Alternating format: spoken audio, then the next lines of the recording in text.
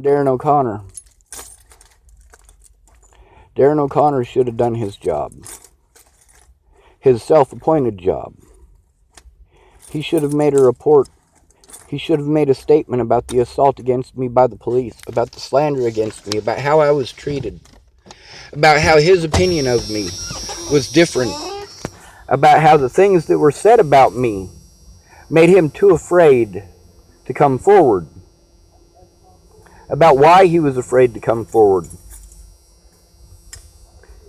The things that he said about his child and his custody issues, and about what I was accused of, and how that would possibly fuck up his ability to have his kid. Yeah, I've been speaking out about shit like that forever. That's all over my Facebook since before Natalie was fucking killed.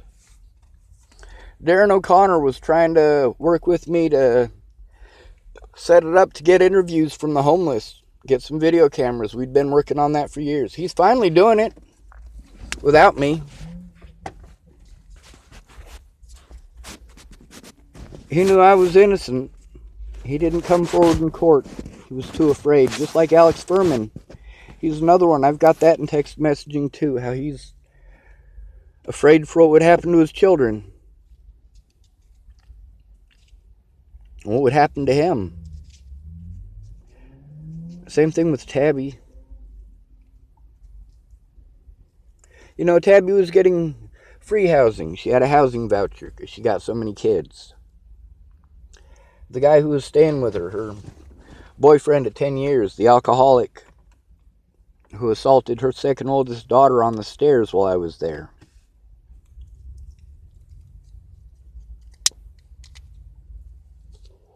His name is Josh, and because one of her daughters had been assaulted by this man prior, he wasn't even supposed to be in the house. And if they'd have known that he was in the house, they'd threatened to take away her housing voucher. I gave these people money for services that were not rendered. I also gave them money for services that were. I needed Tabby to make a statement about who I was before all of this.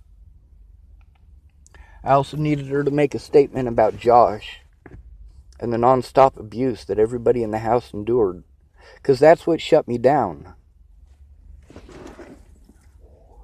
Like at Shannon Alvarado's, her getting drunk and emotional every single night shut me down. I couldn't get anything done.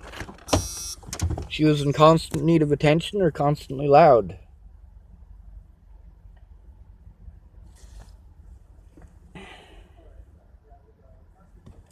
With Darren O'Connor, he knows that there's hundreds of cases where people were treated exactly like these three minorities whose cases he chose to champion. What's he going to do about Miss Massilia? Is he going to do anything about Teresa's case? Well, Teresa might have a room, might have a house. She's a pretty white girl, so people are more likely to listen to her. And they still didn't listen to her. Black Lives Matter doesn't care about if she gets raped and the police don't give a fuck. They only care if it's black people being treated like that. If it's an ugly white dude like me, I must have deserved it because I'm white.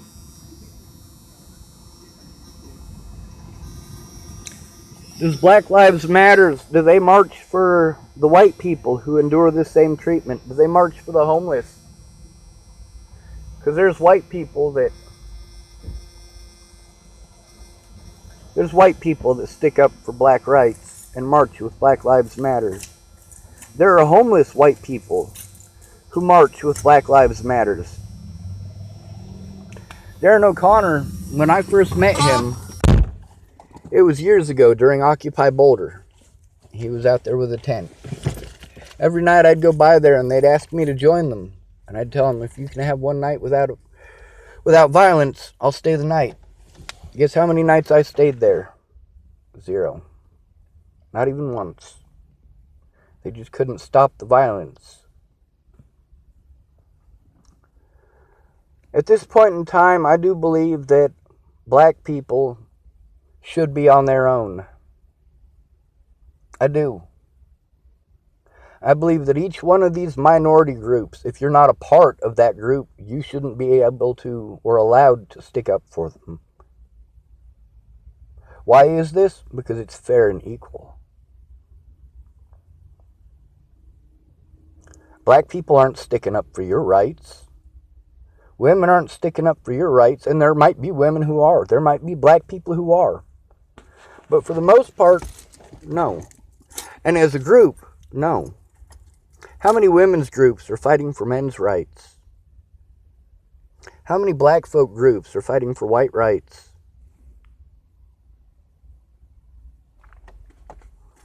How many Americans in houses are fighting for homeless rights? Actually fighting, not talking about it like Darren Oconner.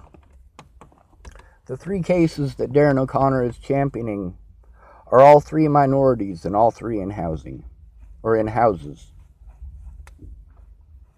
They mean more than I do, because they have a roof over their head, because they have people who are actually there in person. I was prevented from seeing my loved ones in person. I was prevented from seeing David Prowell in person. He wanted to meet me in person to talk about his daughter's case. And I wanted to talk to him in person. But because of the assaults and the threats, that wasn't happening, and he never took the time to find that out. His daughter didn't get a hold of me for months and months and months and months. And then she sends me a pretty fucking letter. I responded. I did. I was like, it took you 8 months to get back to me. We could have been doing something to fight against this bullshit this whole time. And you know, instead of talking to me like a human being and trying to understand, she literally went out of her way to twist that text to mean something it completely did not. And then her and her dad ganged up on me. And they didn't bother talking with me or to me like a human being. They went straight to bash me on my Facebook. Just like Brandon Jepson. Just like Dan Fabert. Just like Brooke. Stephanie Brooke Freeman. Of course, these people also didn't keep their words. I hope Stephanie Brooke Freeman really has cancer. I do.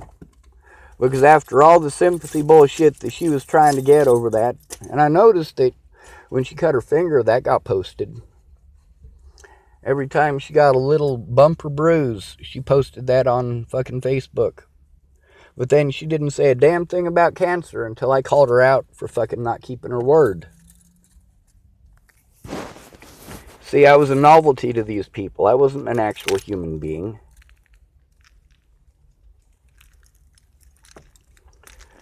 Darren Oconner can make a character reference. He can. A lot of people don't want to because I scream. I scream because these people didn't come forward and I needed their help. I needed the police's help. I needed Natalie's help. I needed my brother's help. I needed Graham's help and Tabby's help. I needed just one person. Just one. Not 300 people who aren't going to keep their word. Not 300 people who are not only not going to keep their word, but they're not going to come forward about why they didn't. Which allows the things that the officers slandering my name on those pieces of paper. Yeah, I got plenty of evidence from lots of people that proved that those people slandered my name. The things that they said were untrue. But then again, they won't listen to any of the witnesses. They won't contact any of the witnesses or take reports from any of the witnesses, even if the witnesses are trying. This is the country we live in. Darren Oconner is a fucking coward, straight up. I understand he doesn't want his name associated with mine. Who would after such fucking heinous bullshit?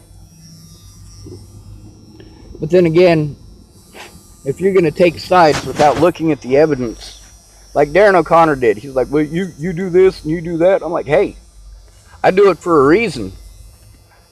I do it because these people did wrong. Because these people lied to me. Just like you, Darren. You accused me of doing something I didn't. You accused me of doing something to you that I didn't. So I did those things. Yeah, I talk trash about you on the internet all the time, Darren. You know why? Because you didn't keep your fucking word. Because your testimony could have meant the difference between an honest day in court and this bullshit. Because you, being more than just words, would have made a lot of difference. I was asked to go to Boulder by a lot of people. A lot of people are like, hey man, if you come here, I'll help you. Really? You couldn't do that before Natalie died. You couldn't do it before last August. But then when I got warrants out and can't go to Colorado, then you're going to make the offer? Fuck you. Day late and a dollar fucking short. That help, when I asked for it, when I asked for that help would have helped. But you blew me off until it was too late. Shannon Alvarado's, yes sir, or yes ma'am. Are you leaving? Yes ma'am. Okay. Sorry about that. I just seen you park here for Hey, I wanted to thank you for how you handled that tweaker this morning. Oh yeah. They don't mean any harm, they're just tweaking out. Right? Yeah, I noticed that. It's pretty rampant everywhere now though. Yeah. The meth and the heroin. Yeah. Yes ma'am. Be safe.